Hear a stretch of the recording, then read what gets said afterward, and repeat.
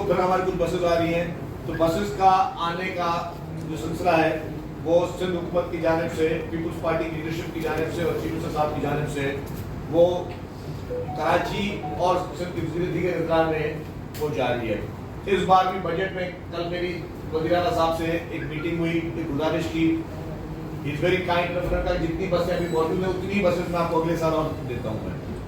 तो सिंध के लोगों को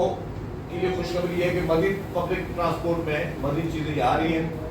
टैक्सीज भी इंशाल्लाह नेक्स्ट ईयर हम शुरू करने जा रहे हैं। मैंने कहा वो भी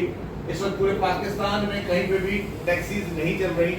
लेकिन इंशाल्लाह ताला टैक्सी जो है, टैक्सी सर्विस जो है वो सिंध हुकूमत जो है वो शुरू करने जा रही है और गवर्नमेंट टैक्सी स्कीम होगी जिसमें आम लोगों को, नौजवानों को रोजगार भी मिलेगा। उसके बाद आ जाए इमरान खान पे, जिस पे हमें पता है आप सब मुंतज़िर होंगे